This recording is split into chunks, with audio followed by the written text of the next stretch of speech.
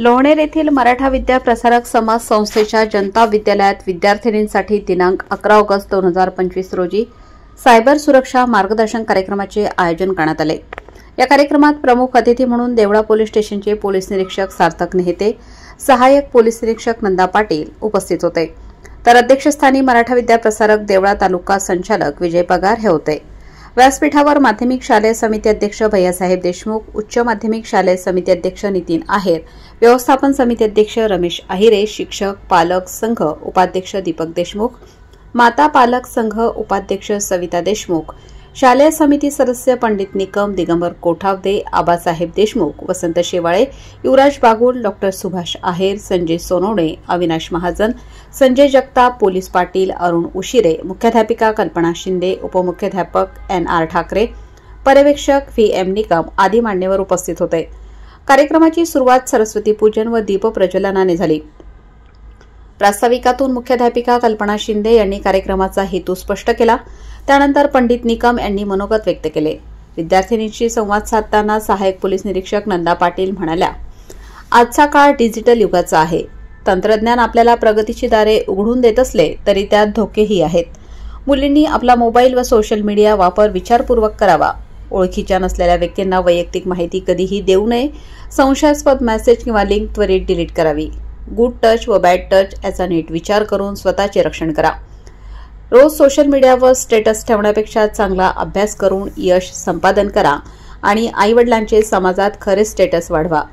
तुम्ही साहसी, आत्मविश्वासी व जागरूक राहिलात तर कोणीही तुम्हाला चुकीच्या मार्गावर नेऊ शकत नाही। पोलीस निरीक्षक सार्थक नेहते यांनी विद्यार्थ्यांना प्रेरणा देत सांगितले की तुमच्यातील कल्पकता आणि जिज्ञासा हीच तुमची खरी ताकद आहे।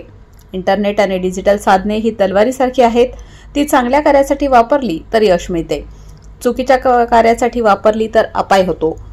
ऑनलाईन फ्रॉड, हॅकिंग, बनावट ओळखी, फसवे ईमेल याबद्दल सजग रहा। काहीही संशयास्पद घडले तर पालक, शिक्षक किंवा पोलिसांना त्वरित कळवा। तुमची सुरक्षा हीच आमची प्राथमिकता आहे आणि तुम्ही सुरक्षित राहण्यासाठी आम्ही नेहमी तयार आहोत। अध्यक्षीय मनोगतात विजय पगार म्हणाले की आपली संस्कृती आणि मूल्ये हीच आपली खरी ताकद आहे। डिजिटल साधनांचा उपयोग शिक्षण, संशोधन व प्रगतीसाठी करावा, वेळ वाया घालवण्यासाठी नाही। विद्यार्थ्यांनी सोशल मीडियापासून थोडं अलिप्त राहून कौशल्य विकासावर भर द्यावा। या कार्यक्रमात AI इन्स्टिट्यूटच्या विद्यार्थ्यांनी तयार केलेल्या वेबसाईट्स व मोबाईल ॲप्लिकेशन्सचे प्रदर्शन झाले। उद्घाटन करताना PI सार्थक नेहते यांनीही विद्यार्थ्यांच्या निर्मितीचे कौतुक केले। याप्रसंगी पालक व सर्व शिक्षक वृंद मोठ्या संख्येने उपस्थित होते। वृत्तसंकलन उपसंपादक अशोक आहिरे, देवळा, लोणेर। बसते मग घरी धुणं भांडी करत आणि इतर गोष्टींचे परिणाम त्याच्यावर होतात। समाज वेगळ्या दृष्टीने बघतो, आई वडिलांकडे वेगळ्या दृष्टीने बघतो। आई वडील जर आपले जायला लागले तर त्यांना ताटमानेने आपल्या या गोष्टीमुळे चालता येत नाही, खाली मान घालून चालावं लागतं शर्मेने।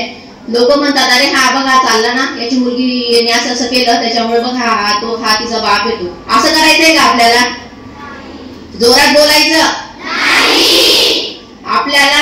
आता ह्या वयामध्ये फक्त अभ्यासाकडे लक्ष द्यायचंय, मोबाईल मध्ये अजिबात फक्त कामापुरतं। तुम्हाला गरज आहे मैत्रिणींना कॉल करायची तेवढं तुम्ही मोबाईल वापरा। इन्स्टा, फेसबुक या भानगडीत पडायचं नाही आणि पालकांनी पण लक्ष द्यायचं या गोष्टीकडे की आपला मुलगा मोबाईल मध्ये काय करतोय या गोष्टी। आता ही जी घटना काल खडकतड्याची झाली तर ती गुपचूप तिला कोणीतरी मोबाईल दिला, ती मोबाईलवर बोलत होती आणि ज्यावेळेस पालकांच्या निदर्शनास आलं तर त्यावेळेस ही घटना उघडकीस झाली आणि त्यामुळे तिने